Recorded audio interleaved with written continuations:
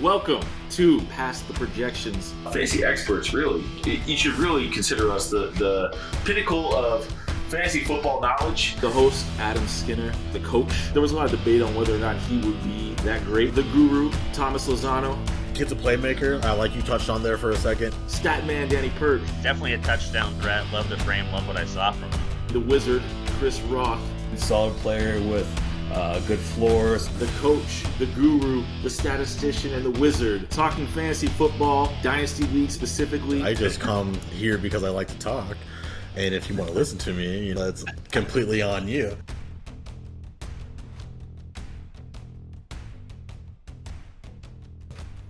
Man, every time I get so fired up.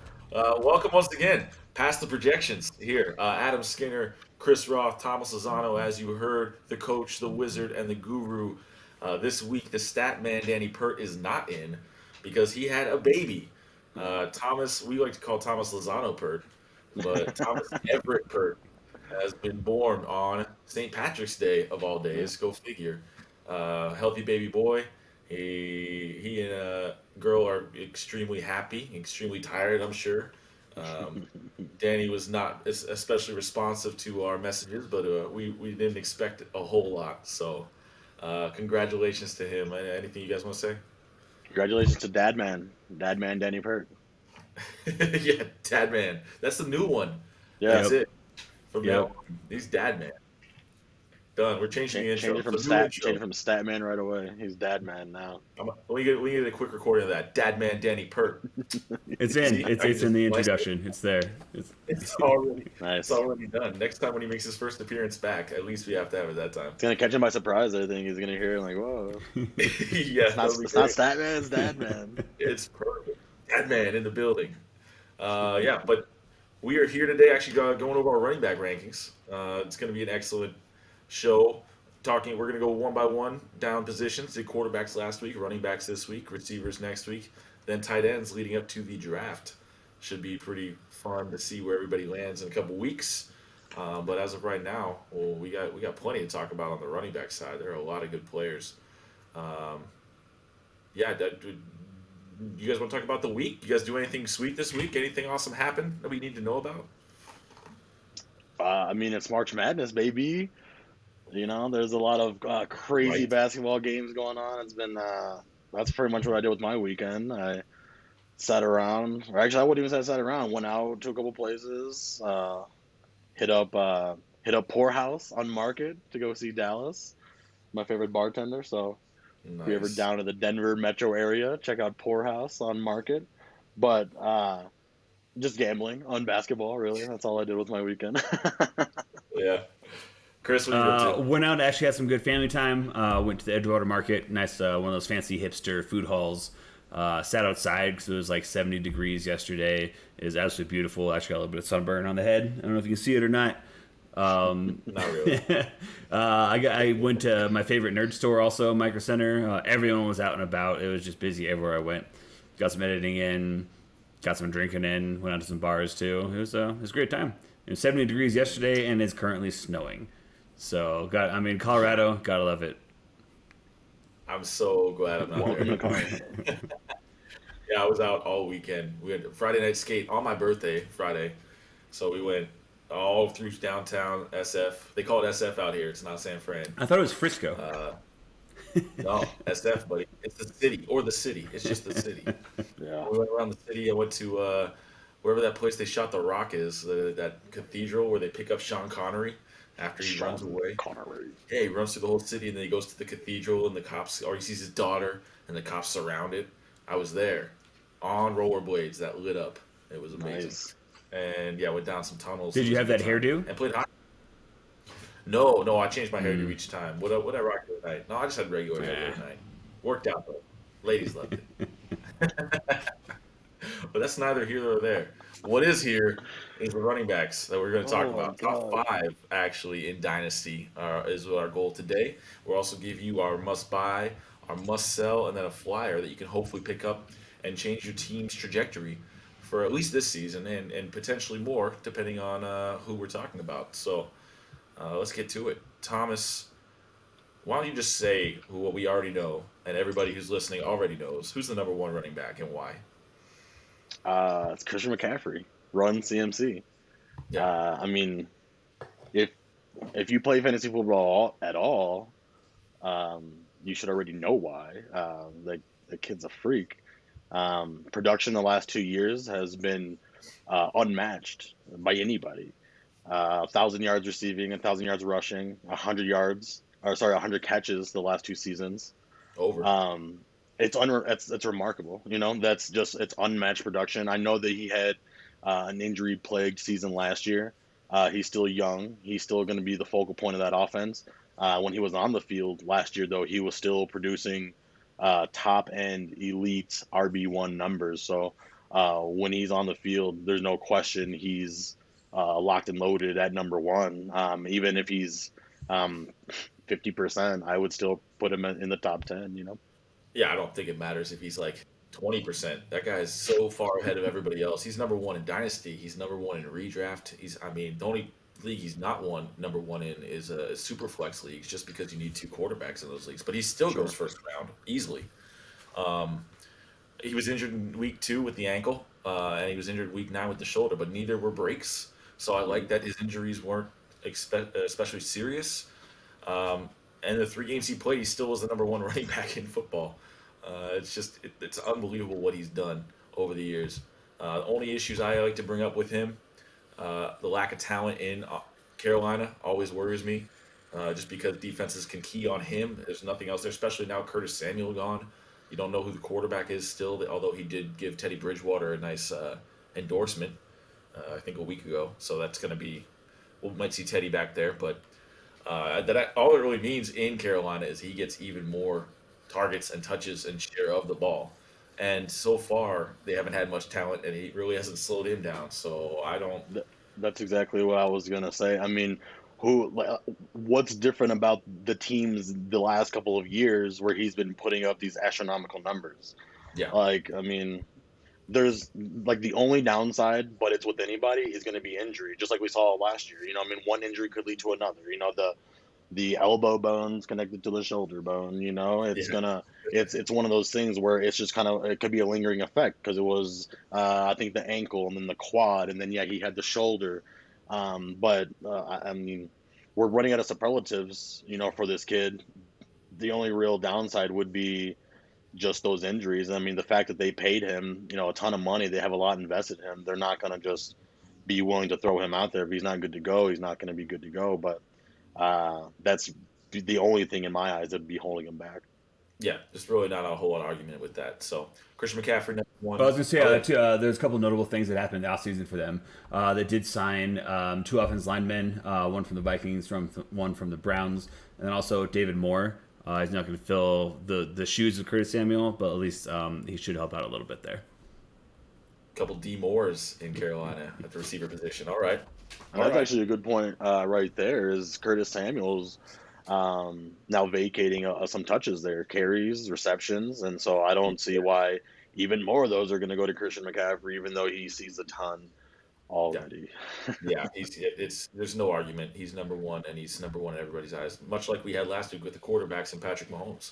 You really can't argue with these top guys. You can argue with the next 4, which we do once again. But we do have the same 4 for the next 4, just in different orders as always. Who do you have at number 2? Number 2, I've got Alvin Kamara. Just because in these PPR leagues, that production from running back is, I know I just said it was unmatched with Christian McCaffrey, but basically it's him and Christian McCaffrey in PPR leagues, and then it's everybody else. And even then, it's usually not that close, just because these guys always lead the league in receptions as far as running backs go, year in, year out these last couple of years. Alvin Kamara is also a touchdown monster. I know he's not getting a lot of touches. He's very efficient, though, with what he's doing. Yards per carry, still up over 5. And just the fact that he's the only guy there right now. I know that Drew Brees just officially announced retirement. And I think people are thinking that might hinder him a little bit. But I think he's still their best player.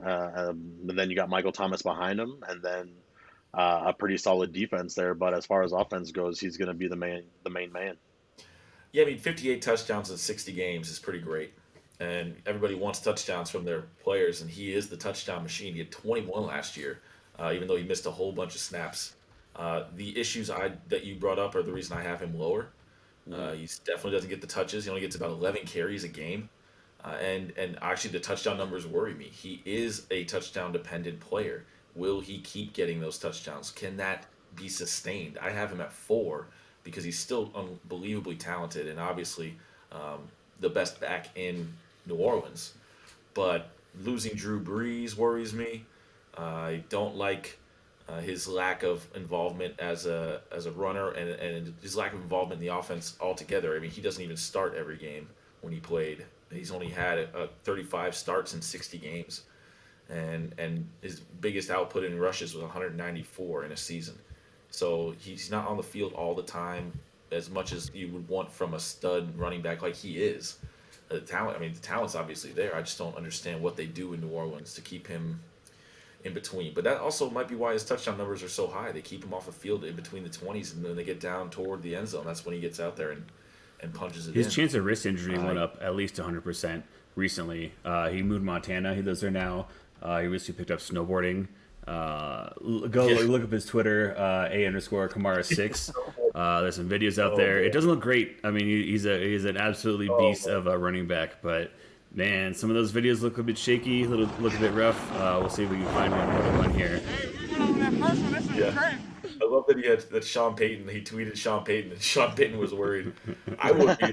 Watch the video. He's not good. I mean, they just paid that man a lot of money. I doubt they want to see him out on a snowboard for the first time ever.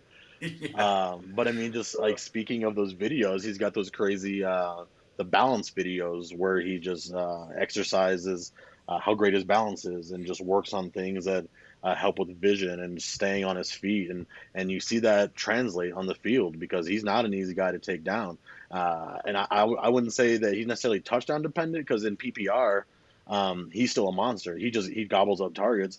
Now, if Taysom Hill was going to be the starter, that would have worried me just a little bit more because as we saw with those games last year, Taysom Hill, there wasn't a lot of dump off to him. And like you mentioned, with him only getting those 11 carries, that certainly would have worried me a little more. But I think if Jameis gets that starting job, which he should, realistically, I would say he's the better quarterback of the two. If I had to choose a quarterback between Jameis Winston and Taysom Hill, I would take Jameis Winston there. And so that's the reason I still have him so high is because he's still going to get peppered with targets. And I can even still see his carries go up with really no one challenging him for those touches in the backfield. I know they like, it's not Latavius Murray. No, it is Latavius Murray. It is Latavius Murray back there still, I believe. Yeah, he's still there. He came from Minnesota. Yeah, he came. I thought he was in Minnesota. No, he's back. He came from Minnesota. But I know they really like Latavius Murray there. But I mean, there's a reason Alvin Kamara has all these touchdowns, and he is efficient with the amount of work that he does get, and the volume that he gets in the passing game is the reason why I still like him over these other three guys in the top 5. And we also talked about this in the pre-show. All 5 of these guys that we have on our top 5 are elite running backs. You can really interchange them almost all, except Christian at the top. And even then, some of these guys might overtake him soon. There's a lot of talent at the running back position. And he's definitely one of them. 5 yards per carry in his career and 81 catches every year. He's at 81, 81, 81, and 83 in 4 years. So the guy catches passes. I do worry with Taysom Hill. I even worry with Jameis. That's the only real questions with him because he's going to get his touches and he's going to get his production still. Just how much? So I had him at 4. For me at 2, I put up Saquon Barkley. As you can't really argue with that man. He's just a beast of a human being. One of the most talented players we've seen come into the league in a long time. When he gets on the field, he's had a couple problems staying healthy. He gets hurt in games, but he's played most of the games. I think he's only missed a handful except for last year missing the entire season. Right. So we'll see with the knee coming back from a major injury. That worries me. But 24 years old, he gets the touches that Kamara doesn't. He gets in his best season, only full season he had over 2,000 yards from scrimmage, 91 catches, 15 touchdowns. He averages 115 yards per game from scrimmage, all-purpose yards. So you're going to get the PPR production, you're going to get the touchdowns, and then you have obviously the big play potential. He can light up some defenses. Also playing in the NFC East is always a plus. As a Cowboys fan and an Eagles fan here, we know that he's going to light up both of our teams when he's healthy. So I just love I mean, he's young and he's talented and everything's there. I like that they added some pieces in the offseason that might help him take some pressure off of him, but it also might take some targets away too, with Kenny Galladay going there and Kyle Rudolph, John Ross maybe adding to the picture. And then obviously Daniel Jones is a huge question mark. We never know what we're going to get out of him. But yeah, I still got Saquon up high. What do you got? I've got him at 5. And that's really, I'm not trying to disrespect Saquon at all, but the additions that they made, like you mentioned, Kenny Galladay, it's a wide receiver, so it's going to take away those targets. His first year with Eli Manning in there, I believe he had 8 games with 8 targets or more, and 5 of those being double digit. The following year, that number came down to, I believe it was 1 game with double digit targets, and 1 game with 8 or more, or sorry, 2 games with 8 or more. And so, I mean, that it worries me a little bit now that you plugged in Daniel Jones. I don't know if he's trying to press down the field more, and then you bring in someone like Kenny Galladay, who they are paying a lot of money, so they're not going to just want to not throw him the ball. So he's certainly going to get a lot of targets on the perimeter there, and I think that's going to take away from some of those targets for Saquon Barkley out of the backfield. But you hit the nail on the head there. He's a young stud. He's just one of those generational talents. Very versatile. He's big, young. He's explosive. He's the bell cow. He gets all the touches there. Absolutely, he's unquestioned there. He definitely gets a good amount of touchdowns there. I believe he's got a total of 17 rushing and then 6 just on his career in 31 games. And so, I mean, you definitely love to see that. Just the receptions and the targets worries me if that's going to continue to trend down and he becomes more of just the 20-touch running back between the tackles there. That's why I have him just a little bit lower than a couple of these other guys. Yeah, and I think he's probably the biggest wild card of the 5. He definitely, coming off of a knee, doesn't ever, and he's had an ACL injury in college or I think high school. I forget which one it was, but this is not the first time he's gone through this. He's had problems. That he always And with the additions that were made in the offseason, offensive line wasn't really addressed, and that's always been a real glaring issue for them. Daniel Jones is always running for his life, and Saquon, when he was on the field last year, really was unable to just get anything created, get anything going, just because he was getting met in the backfield by defenders and just had to make things happen on his own. But that's the other thing that worries me is the offensive line is always a question mark. And so if he's having to run more but getting stuffed and seeing more 8-man boxes, but also maybe seeing less targets, you could see that production dip just a little bit. But I still love him as a top 5 dynasty asset. Yeah, you saw the numbers down even in the games he played last year. Teams were stacking the box, but also it's worth mentioning that I think Evan Ingram was out the first few games. They also didn't have Sterling Shepard for the beginning of the season. They were missing all of their weapons around. So I'm hoping these new weapons can take some pressure off of him. He can come back healthy and strong and get back to what he's been doing. Granted, there's a lot of question marks with him, but you can't argue with the talent as long as he comes back. One thing to note in there as well is Kyle Rudolph is actually a pretty good blocker. So he's going to help as well. They're trying to bring in that help there. They're going to have another offensive weapon, but also he can step in there and help Saquon on that block. Yeah, no, that's a great point. Kyle Rudolph is one of the best blocking tight ends in football. So having him with Evan Ingram, I mean, they have some talent there. We'll see how it translates.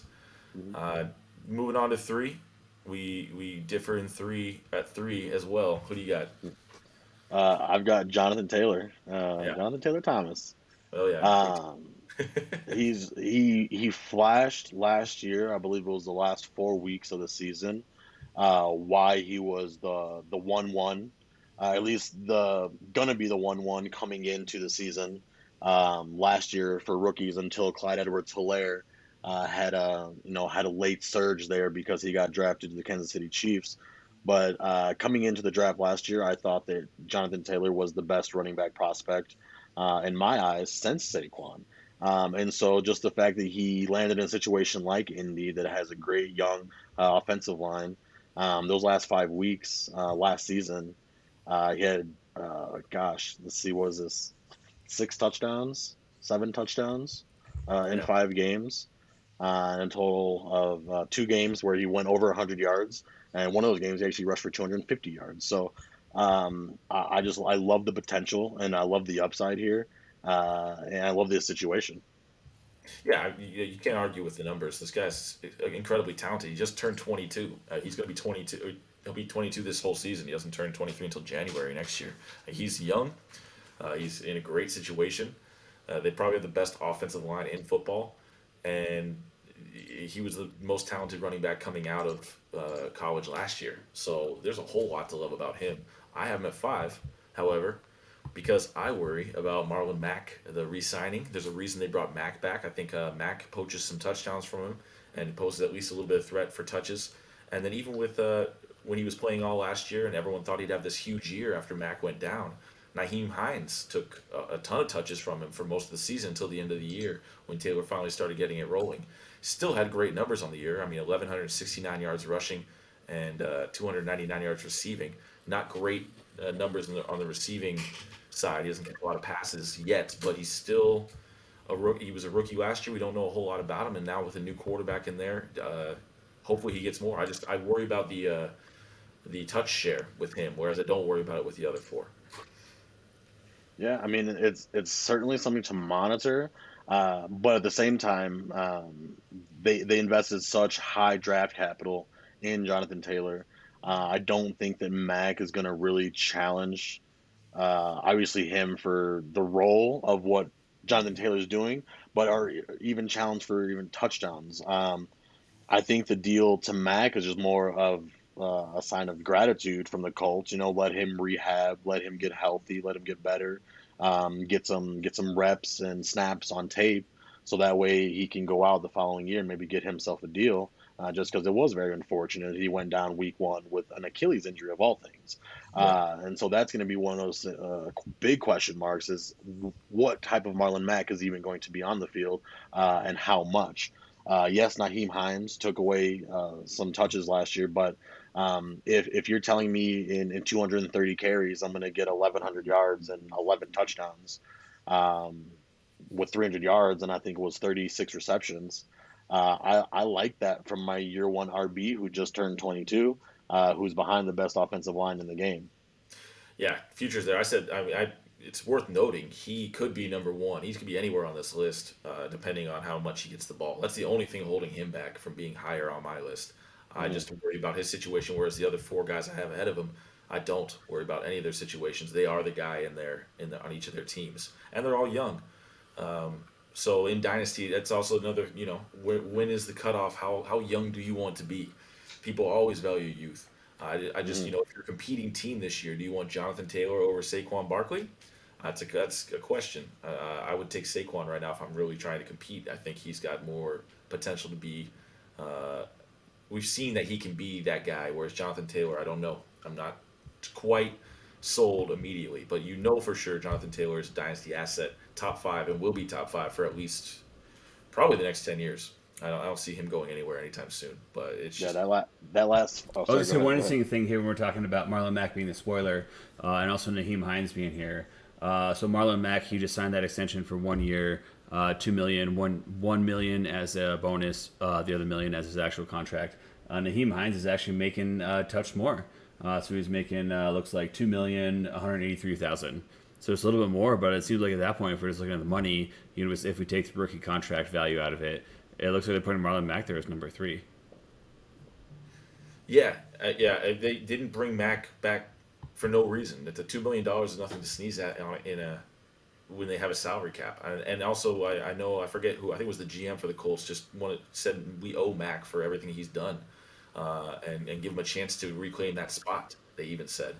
So, I mean, we all are fairly sure he won't.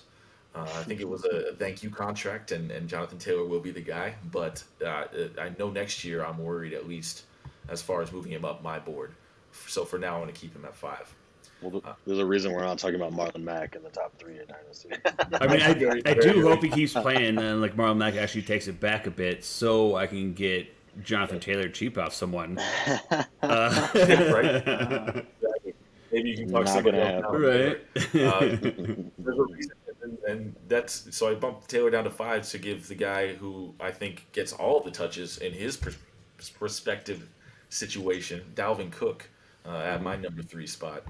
Dalvin Cook is just an absolute beast when it comes to rushing the ball. I think he's the best pure rusher of these top 5 running backs. He had almost 1,600 yards rushing in 14 games last year. 361 yards receiving, still caught about 50 passes, which isn't as elite as the other bigger guys on our list for the running back position, but still 50 catches is a solid extra 50 points in PPR, obviously. 17 touchdowns on the ground. He averages 20 touches a game, 36 touchdowns in his career in 42 career games. I think he's going to be the next running back to get 2,000 yards on the ground. I love what I see out of him. They love him in Minnesota, and he's a home run threat every time he touches the ball, although I think all 5 of these guys are. But I just love his situation more. And I know you have him slightly lower, but you agree with most of what I'm saying. Mm-hmm. Yeah, I've actually got Dalvin Cook right at the next spot, number 4. And there's certainly the case for him being 3 or even higher. Dalvin Cook, the last 2 years has been the model of consistency. You know, I know that he was catching a lot of flack early in his career for the injury bug, but his last 2 seasons, he's missed a total of 4 games. And I think one of those was just a week 17 inactive, but the other 3 were injuries there. So what is that, 28 games? In those 28 games, he had 13 100-yard games, with, I want to say 4 of those being 200-yard games. Yeah. Oh, no, sorry. Just one of those being 200-yard games, 2 others being 150-yard games. But still, with the touchdown production, with the touches he's getting, like you mentioned, he's getting bell cow touches, he's getting the rushes, he's getting the receptions. He's the unquestioned starter there. He's unquestioned bell cow there. Yes, the injury concerns linger, but as he's displayed the last couple of years, he can stay on the field, he can stay healthy, and he can return elite production. Yeah, I mean, 312 carries last year. That's a big number for any of these running backs. You don't see a lot of guys getting on the field that often. He signed that 4-year deal last year too, so he'll be in the 2nd year of it this year. You know, there's no one else in Minnesota. Madison's there, but he's just a backup. When Cook's healthy, he's on the field. Mm-hmm. And if you had him, which I did, and won my league with him last year, there's a reason you love him. He'll put up 40-point games multiple times. He'll have those big breakout weeks, which are really fun to have when you got that guy sitting in your lineup. I love everything about him. He turns 26 this summer, and he's still got at least 5 more years, I would guess, we'll give him 3 for sure, of elite production. And in Dynasty, that's worth the 3 spot in my opinion. So one thing I'll note as well is with all those touches, though, you know, and that's what we love in fantasy. You love the opportunity, you love the upside. But with all those touches, he gets hit a lot, and so as a Dalvin Cook owner, you hold your breath sometimes because he takes some nasty hits, he takes some bad hits.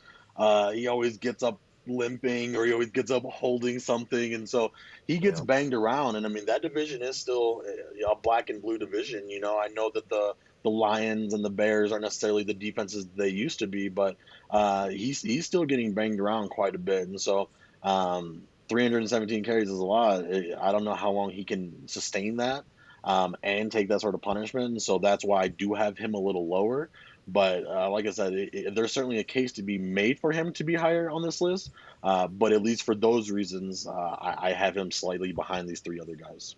Yeah, and as I mentioned before, we have the same 5 guys in the top 5. They are almost all interchangeable, with Christian McCaffrey leading the pack.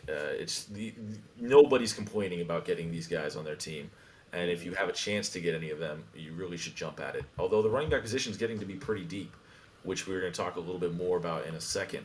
But yeah, top 5 wise, once again, quarterbacks and running backs, we agree. I thought we might have one disagreement once in a while, but I mean, it's all interchangeable. I know we talked about this a little bit before the podcast. I mean, these 5 guys these are the guys. It doesn't matter whether it's startup or if you have these guys already. You're valuing these guys as this top 5 dynasty running back class. I mean, you're not going to make a wrong decision no matter which order you take them in. I would say actually Christian McCaffrey is unquestioned number 1, but after that, there's not really a wrong answer. yeah, I just gotta say, absolutely. sitting here, I was hoping there's gonna be some like very drastic differences. You know, get some yelling going, some real heat. Like you two are just playing way too nicely right now. We agree Got to too get much. Danny Pert in there to see what he's Gotta got get to say. Dad Man Pert back. Yeah, He'll stir it up. Yeah, his angry voice. We need him. I mean, at least we'll get into some more outside the top. I mean, obviously with the top 5 running backs, everyone knows that you got that guy. You're going to stick with him. Dynasty wise, it's really hard to get your hands on a running back. Let's talk about some running backs that you should consider. If you're a team that needs a running back, they're really tough to get. Who's a guy you think you could possibly find outside of this top 5 that's worth buying right now? I know this isn't going to be necessarily a flashy answer, but if you're a team looking to win right now, Melvin Gordon is somebody you should be at least keeping your eye on because, as we all know, Philip Lindsay just walked, and so it's his job now. I mean, he was already getting a good amount of touches there with Philip Lindsay, but he's one of those guys you're not going to have to pay a premium for. If you're looking for just someone who's going to give you a solid production back on, let's say, a second-round pick, I would take that. His last 60 games, he's got a total of 57 touchdowns. You love to see stuff like that. And so, like I just said, with fantasy football, it's all about opportunity and upside. And so I know it's not flashy, but Melvin Gordon had 2 really good years with San Diego. He had his holdout year or whatever it was, the dispute with the team. And then last year, he quietly had a very good season. Down the stretch, he was their unquestioned starter, scored a ton of touchdowns for us, and just is like I said, he's one of those guys you're not going to have to pay a premium for right now. Like you mentioned, it's tough to get a running back in Dynasty, and he is aging, but I would say he still has 3 more solid years of top tier RB2, if not low end RB1. He also did have. Sorry, I got to jump in again. He did have that looming suspension coming up this year. As of the past couple of weeks, they actually dropped the DUI charges. I believe they're dropping it down to reckless driving. Like if you know that area of Spear that he was going like 60 miles an hour on, it's insane. But based off past NFL based off past history, he's probably not going to get suspended. So that's something you're looking at as well. Yeah, we'll see. The NFL doesn't always follow the law when it comes to those. So even though it's getting reduced by the law, we'll see if the NFL takes it into their own hands.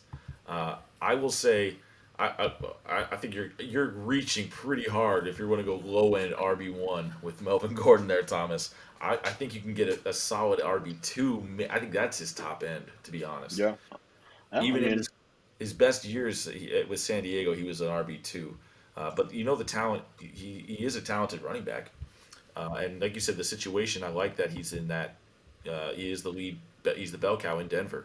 Had a quietly good year, but he averages about 1,000 yards a season on the ground and about 40 catches for maybe a touchdown or 2 through the air. I love that. Not bad for a good running back too. And like you said, in Dynasty with how hard it is to get running backs, I think that's definitely a good guy to target for cheaper. Especially with how young everybody is in the league right now. My target is one of those young running backs that it would be very hard to get your hands on. But Cam Akers, obviously Cam Akers. Everybody wants Cam Akers. Everybody wants any of these young guys. They're so young, talented, and in great situations. Cam just the Rams got rid of Malcolm Brown, so there goes. Malcolm Brown was taking about half of Cam's touches, and then down the stretch, Cam started getting the ball as an every down back, and you saw what he could do. Had 300-yard games, that playoff game in the first round. He almost won the game for the Rams by himself. And teams were even keying on him because Jared Goff was so bad. Now with the addition of Matthew Stafford and the talent they have in LA, I love Cam. The question for him is just, can you buy him for cheap?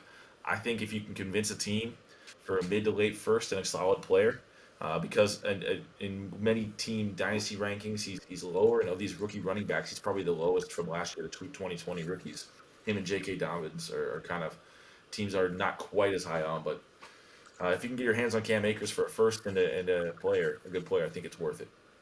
Yeah, absolutely. I would agree with that. I mean, if you can get that done, but it's certainly going to take, I think, more convincing than that for all the reasons that you listed before that.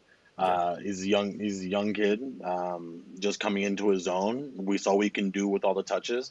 He racked, I think it was 183 yards in that playoff game and 2 touchdowns. Yeah, That's insane. Like that's insane. You love to see that. And so, it goes back to one of those things, paying a premium for someone like that. You got to sit and really break it down with yourself. How much draft capital or how much of another dynasty asset will I have to give up for a Cam Akers, and ultimately will it be worth it?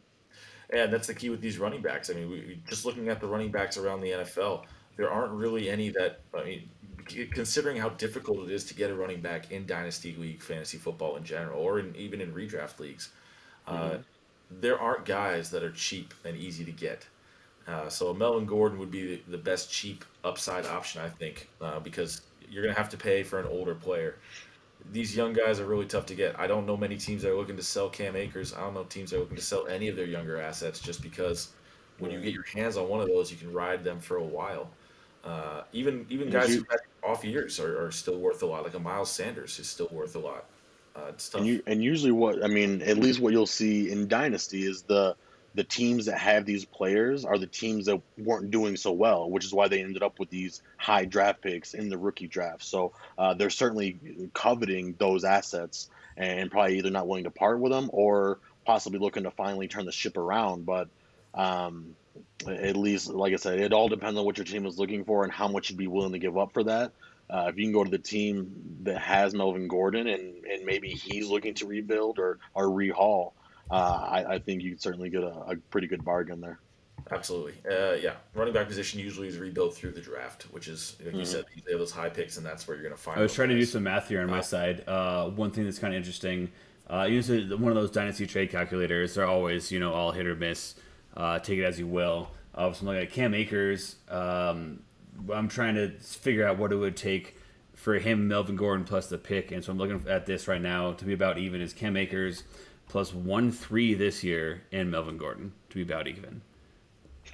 Yeah. Which is kind of wild. It's a big difference in value. And Cam Akers. That's a lot. Cam Akers ranked in Dynasty, that's huge. Yeah, he's ranked as the 12th ranked running back in Dynasty. It depends on who you go through their rankings, but yeah, it's really tough to get anyone in that top 20 without paying a premium, and you're gonna have to buy someone on the down really if you want to get that spot. So that being said, who if you have one of those running backs, who are you looking to get out of right now and sell? Or it doesn't have to be necessarily elite, but who are you down on right now? I think as the fantasy and dynasty community saw late last year, we started fading Josh Jacobs, and now with the signing of a Kenyon Drake, with the dismantling of the offensive line, there's now becoming way too many red flags. Before it was, oh, he doesn't catch passes, he has 0 receiving touchdowns in his career. I don't want to see that out of my dynasty running back one. The touches are there as far as the carries, and he has pretty good touchdown value there. Let's say I believe he has 19 on his career. So I mean that's nothing to really scoff at. But the fact that they brought in Kenyon Drake on I believe it was a $14.5 million deal. He's not there to be change of pace and backing him up. Kenyon Drake's going to play a lot. He catches the ball out of the backfield. So that's obviously going to eat into Jacob's time. And so there's just, at this point, there's too many red flags for me to want to stay in the Jacobs business. I would be looking to get out for really anything I could. Yeah. It was a 2-year, $11 million contract with $8.5 million guaranteed, but with incentives, it's up to $14.5 million. So, Okay. no, it's a huge deal for a running back. You don't bring in a running back at $7 million a year to be a backup, and I think that's kind of it's always been the question with Jacobs anyway. He doesn't catch passes. They clearly are looking for other options, and then with the DUI arrest a couple months ago, I think John Gruden might be tired of Josh Jacobs at this point. I'm not sure what happens in the locker room there, but this signing definitely worries me too. I am out of the Josh Jacobs business, even though I have him. The only issue I have with him right now on the sell side is what are you going to get for him anymore? Is he worth anything? And this is, to me, it's like a stock. Do you get out while you can and get what you can for him? Because right now you could probably get a little bit, or do you hold and hope he has that resurgence? Depends on your situation. I think you might be more right. I think it's probably best to sell and get what you can for him and move out. But he's still a young running back with talent on a team that needs a running back. Interesting situation to watch. I agree. Also, another interesting note there. Josh Jacobs, he also had his DUI dropped. Apparently, it's good to be an NFL player or just a wealthy person. But yeah, his charges was dropped as well. He also did have a breathalyzer at the scene, I believe, and it was below the legal limit. So it was one of those things where it's more actually reckless driving. But yeah, that was dropped also, which is crazy. Oh, good for him. Yeah, NFL, they have great lawyers. They're used to it. My sell is Derrick Henry in Dynasty leagues. I mean, most people are probably on that same boat with him in PPR especially. He just doesn't catch any passes. But I don't think this for him is just based on his value being at the peak it will ever be. Just had that 2,000-yard season. He's still elite. If your team's competing, you probably want to hold on to him, and you can still at least get some value out of him. And even though he is slightly older as a running back at 27, I still think he could be that running back that lasts his mid-30s just based on his workout regime, his size, and the fact that he just doesn't get hurt. He hurts people. So I love the player. I just think right now, if you're trying to get some assets, you could if you can trade Derrick Henry for one of these young running backs like a Cam Akers, like I mentioned, like a DeAndre Swift, and maybe another player on top of that. Probably not for those young running backs, but if you can make a swap right there, I would. Gain as much as you can while you can, because Derrick Henry is one mediocre season away from being unsellable. Once you hit 27 to 28 as a running back in Dynasty, we all know that's when those running backs get tougher to move. And for a running back who doesn't catch passes, he worries me. I don't think he's about to start slowing down, but if he does, you're looking at holding on to a guy who could be worth a whole lot to your team, especially if you're not competing right now. And I'd look to offset that. So, yeah, that's a good sell there. But at the same time, I think we were all kind of thinking the same thing last season. And then he came back and he had a 2,000-yard season with, how many touchdowns did he ended up having? I think 18. Yes, he's not catching passes, but if you're going to provide me 2,000 yards and 15-plus touchdowns on the season for at least the next 2 or 3 seasons, I still like that. One thing about his age, he didn't have a lot of wear and tear the first couple of years in the league. He just took over lead back duties 2 years ago. And so I think he still has some more tread on those tires, a little more than maybe most 27-year-olds. But like you mentioned, he's built differently. Nobody wants to tackle him in any cold weather games, even warm weather games, night games, day games. It doesn't matter. Like, nobody wants to see Derrick Henry running downhill at them in the hole. I don't.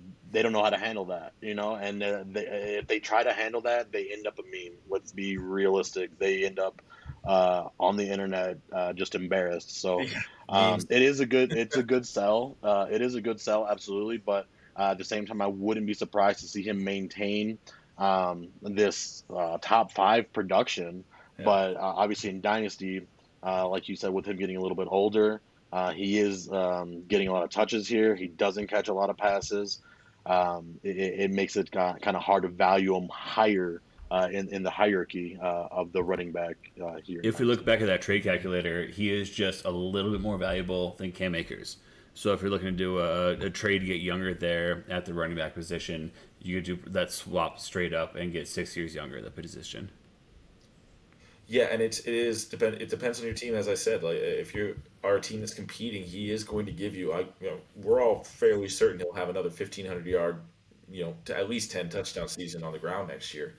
It's just running backs as they get older, they plummet in value, and then you don't want to be caught with a guy who is getting worse on his decline. So after a 2,000-yard season, I'm looking to offload and get as much as I can out of my assets to rebuild it. I mean, you can get, if you don't need a running back, that's a good guy to get some future picks for. You get a couple future firsts and maybe a good young receiver too if you just need to reboot or just want to add to your asset list.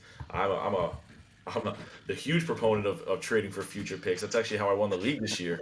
I had 4 firsts coming into this year. I traded all those firsts away and got my players, and that's what gave me the league. So adding assets, because teams tend to not think 2-3 years down the line. If you can get like a first this year and a first to 3 years from now, you might find yourself in a really nice situation for a guy who probably won't break the 2,000-yard plateau again. But knowing Derrick Henry, he's definitely worth. He could be Herschel Walker. We don't know. True. It's true. You never know. Now, we got good buys, good sells. Running back position's always tough. But who is that guy that you're looking at right now for cheap? Maybe cheaper than the others that you might take a shot on. Who might not be great, might be great. But if you're trying to get better at the running back position, who's your flyer that you're eyeing? As of right now, I mean, and obviously this is before the draft. As of right now, just given what I talked about with Josh Jacobs and then bringing in Kenyon Drake, Chase Edmonds in Arizona is in a really prime position. If they don't bring anybody else in, maybe they bring a bruiser in to complement him, but he's in a really prime position right now in a good Arizona offense. To certainly shine and possibly become a bell cow. We know he was a change of pace back and was more of a receiving back with Kenyon Drake there. But with a full workload of touches, I'd really love to see what we can get out of Chase Edmonds. And I think he's one of those guys that I don't think people have a high evaluation on right now, just because the production and the numbers haven't been there whenever he was the lead guy and Drake was out.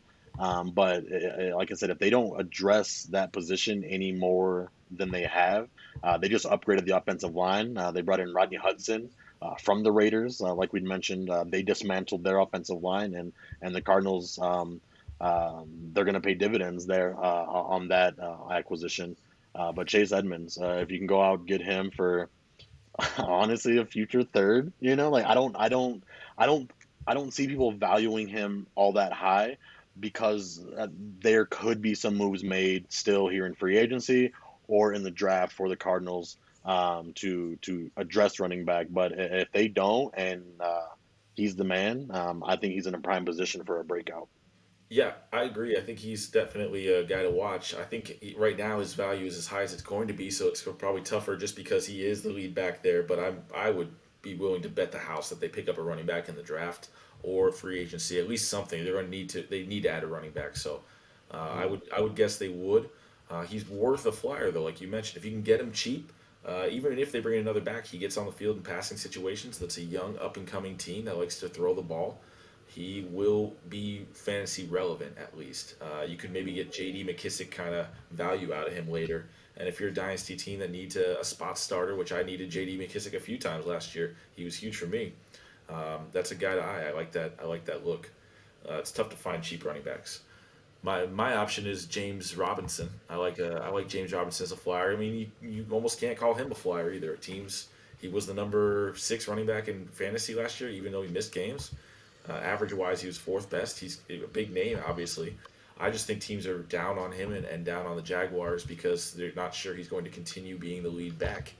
and that's why he falls off everybody's radar. And they attribute last year to being a fluke, just this product of the situation. But I think he's the guy now. They signed Carlos Hyde to a 1 year, $3 million deal that is going to be. That tells me that in Jacksonville they're probably done adding running backs to that room. You had a great guy last year. You got an old vet to spell him, and receiving backs. They re-signed to Ogbunwalade, so they have players there. They just, I think James Robinson will be the guy moving forward. He's ranked right around 20 in most dynasty evaluations. I know teams are still going to be pretty high on him if they have him, and because running backs are so hard to get. But if you can get James Robinson from a team who doesn't believe in him, and maybe convince them of those facts I brought up, that he might be replaced or the Jags are looking in different directions, I think you can get him cheaper than most. I would say he's worth a late first to mid second or early second, or a good receiver if you can get him for that around that price. That would be a steal in my opinion. And you also have to remember that most teams that got him for free. So if they can get anything out of that free pickup, they're probably going to feel pretty good about themselves. So I think, if you can get James Robinson, that'd be huge. Yeah, I mean, I would say late first, early seconds, aiming high. I don't know. I would rather take, at least in this year's draft, I mean, maybe in those futures. I would say he's certainly one to monitor, just because, the Jags are in the same situation kind of with the Cardinals, that right now James Robinson looks like a big winner because they brought in Carlos Hyde, and Carlos Hyde isn't going to challenge him for any touches. Now, they could address a running back again in the draft, but if they don't, it could be a different change of philosophy, though, as far as the game plan goes and the X's and O's. With Urban Meyer there now, they're going to bring in Trevor Lawrence. It'll just be interesting to monitor. But, yeah, I get what you're saying as far as the flyer goes. I just don't know.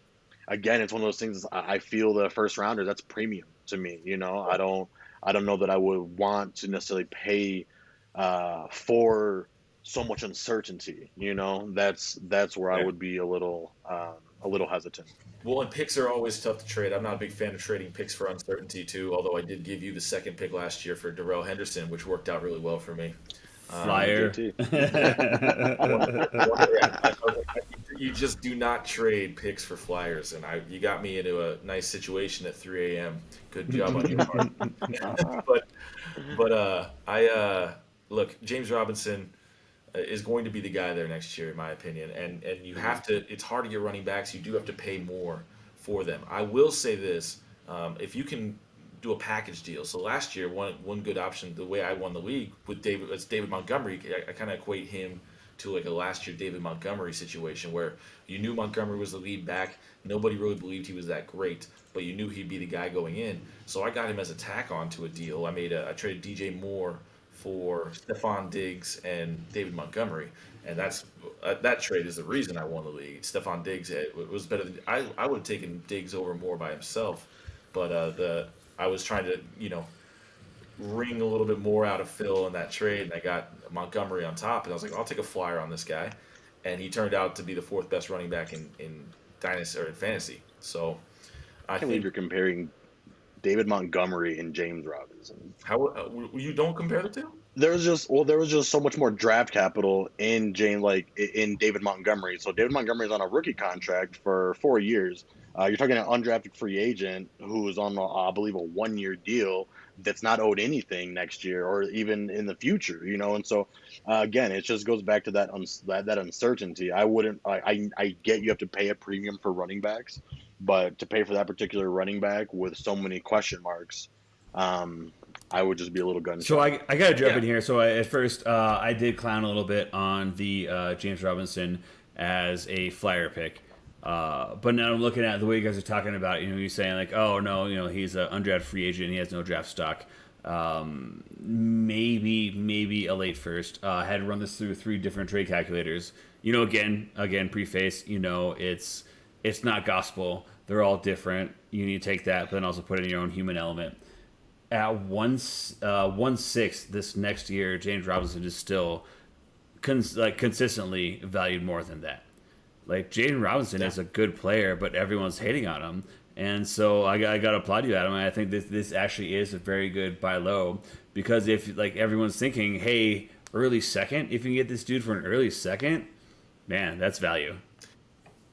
I doubt many teams would move him for an early second because running backs are so hard to find and he's young in that situation. It is. He's a really tricky running back for me. I like him a lot, and I know Thomas and you and I know Danny also aren't as big of fans of him. He was 5th in our redraft. I had him last year. I traded him towards the end of the year. I picked him up as a free agent there Right. early in the season, and he held my team together because I lost Saquon early in the year, and James Robinson ended up being my number 1 running back throughout the season. And I got out of the James Robinson business just for all the question marks that we're talking about right now. And that's why I think you should get into it. If you're trying to get a running back for on the cheap or as cheap as you can possibly get, yeah, it's a risk, but you might get a dynasty running back out of it. And that's why the David Montgomery trade for me is one I really don't regret, because I also traded for Josh Jacobs, and now that looks like a horrible decision. So, yeah, you got to take some chances sometimes, and I like him. So that's why it's always changing. It's ever changing dynasty running back value, and so Yeah, right. His is just like it's volatile right now, but it's a wait and see approach with him, and that's what I just don't like. Definitely. Any honorable mentions you want to mention before we get out of here? I don't. I mean, as far as just the rankings go, maybe I know I had Nick Chubb. Was very, very close to breaking the top 5, just because that guy is a stud. He's straight splitting carries with Kareem Hunt, but still producing RB1 elite numbers. And so he was very close to making the top 5, but because of the workload or the timeshare, it makes it tough to just value him any higher. Now, if they do deal Kareem or he walks after this year, he's a locked and loaded top 5 guy for me. Yeah. I also like Aaron Jones. Aaron Jones is Mm-hmm. really worth mentioning, especially after signing that deal in Green Bay. He was the number 5 running back in fantasy, and he gets touchdowns and touches. And that was the big question mark, though, was he going to go somewhere else? If he was going to go somewhere else, does it hinder his value? But no, he stayed in Green Bay, and so that changes absolutely nothing, And so you know what you're going to be getting with him, and that's certainly worthy of top 5 as far as dynasty goes. And Jamal Williams, like we talked about, Williams left as well, so that opens up some touches. And I mean, catches. you still got AJ Dillon there, but he's not a pass catcher, so. He's certainly going to see some more targets there, I think, out of the backfield. And so, definitely an honorable mention for the top 5. But just like we talked about earlier with those top 5 guys, I mean, they're just a little bit younger, possibly a little bit more, a little better situations, and a little bit more upside there. I think a couple names worth mentioning before we get out of here. Chris Carson with that new deal in Seattle. He just got 2 years, $14 million. Granted, only 5.5 guaranteed, so that shows you that he might be on the move quickly. They aren't entirely convinced on him, but $7 million a year for a running back shows that he will be the guy. He's definitely worth keeping an eye on, and he's lower on everybody's lists. And I also am a big fan of Myles Gaskin in Miami. I know he gets hurt. And he's been in and out of the lineup, but when he plays, he's great. And they always bring in new players. They just signed who was it? Was it Malcolm Brown? Is that where he went to the Dolphins? Will Fuller 5. Yeah, they receiver, but I think it Myles was Gaskin. who was it? I gotta check who it was too. I saw it a minute ago, but they are shoring up their offense. I was right. It was Malcolm Brown. They brought him in, and they always bring up other running backs. So he's a guy to keep, and I would try if you can get your hands on him. He's definitely lower on people's lists. That's a guy I would really like to target as well. Awesome, I love it. We have now completed 2 of our 4 positions. We will attack. Moving on to next week, of course, receivers. I guarantee we're gonna have some kind of disagreement at some point in the top 5. I think receiver week might be the week. It's got because there is so much talent at the top of the receiver list. I'm pretty sure we're going to have some debates next week. Oh, we could talk for hours on buy, sells, and flyers. I know that there's just too many receivers, and then obviously the week after that we get tight ends coming up. But thanks for joining us once again. Past the projections, as you know by now, we are up everywhere. Come find our podcast, Spotify, YouTube is where you can see these videos if you want to watch us. Look us up on Past the Projections. Right now, our tag on YouTube is not Past the Projections. It's some kind of random number, but please come and follow us and like us, and we will And subscribe. really and subscribe and comment. We'd love to hear from you. Facebook page, Past the Projections. We also have our Instagram up and running. So please come interact, come see us, and we look forward to talking with you and seeing you next week. Thanks.